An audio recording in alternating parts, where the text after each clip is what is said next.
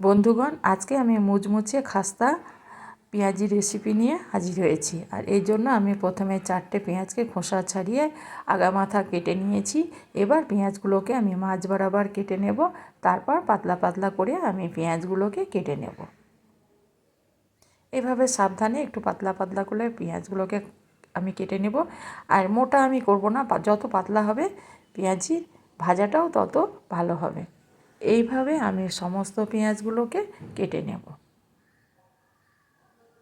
সমস্ত পেঁয়াজগুলোকে আমি এরকম করে পাতলা পাতলা করে কেটে নিলাম।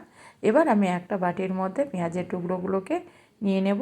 তারপর আমি এখানে দিয়ে দেব কুচনো কিছুটা কাঁচা লঙ্কা, আর দিয়ে দেব স্বাদ মতো লবণ। লবণটা দেওয়ার পর লবণের সঙ্গে আমি পেঁয়াজগুলোকে ভালো করে মিশিয়ে নেব।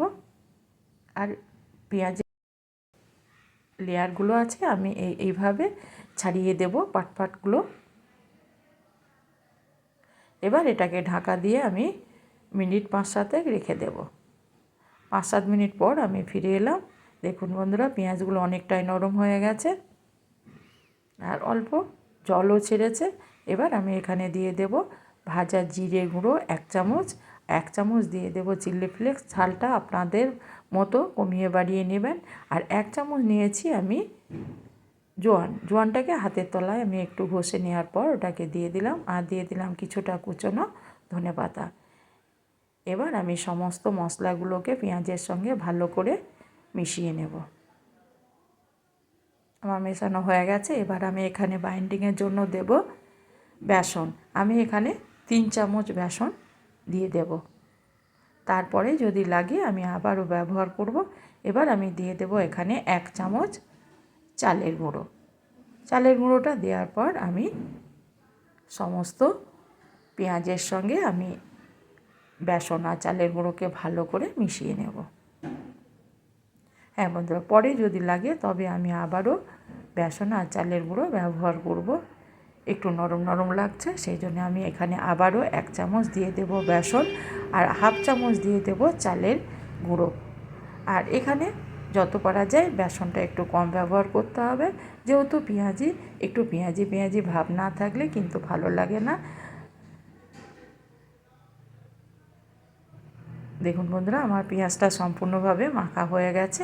এবার এগুলোকে আমি শেপ দিয়ে নেব। কেমন শেপ দিয়ে নেব সেটা আপনাদের আমি দেখিয়ে দিচ্ছি। এইভাবে আমি হাতে করে নিয়ে এইভাবে আকার দিয়ে নেব, দিয়ে আমি ভেজে নেব এইভাবে।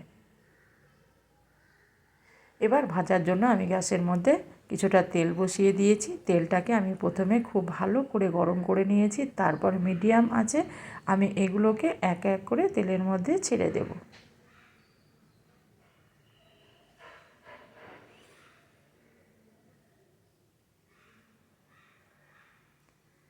এক পিঠ ভাজা হলে আবারও আমি এই পিঠটাকে উল্টিয়ে দেব।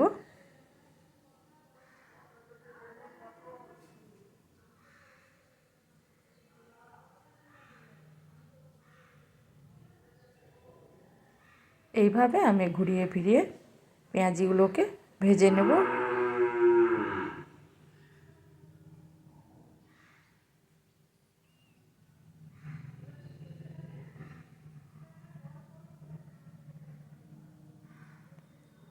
বাদামি কালার এসে গেছে। এবার আমি এগুলোকে ঘুরিয়ে ফিরিয়ে তেল থেকে উঠিয়ে নেব।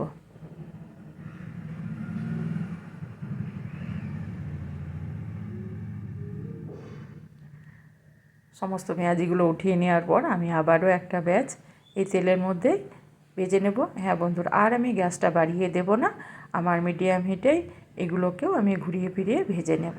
হ্যাঁ, এবার আমি একটা কাঁটা চামচে দিয়ে দেখিয়ে দিচ্ছি। এইভাবে আমি একটা কাঁটা চামচ দিয়ে উল্টিয়ে পাল্টিয়ে আমি পেঁয়াজিগুলোকে বাদামি কালার করে ভেজে নেব।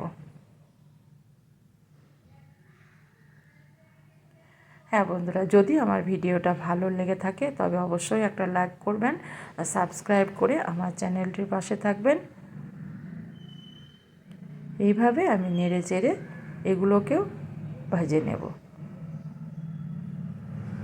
আমার এগুলো ভাজা হয়ে গেছে। এবার এগুলোকে আমি তেল থেকে উঠিয়ে নিলাম। এবার এবার দেখুন বন্ধুরা, আমি একটা প্লেটের মধ্যে নিয়ে নেব। দেখুন কেমন শব্দ করবে, একদম মুচমুচে কুড়কুড়ে।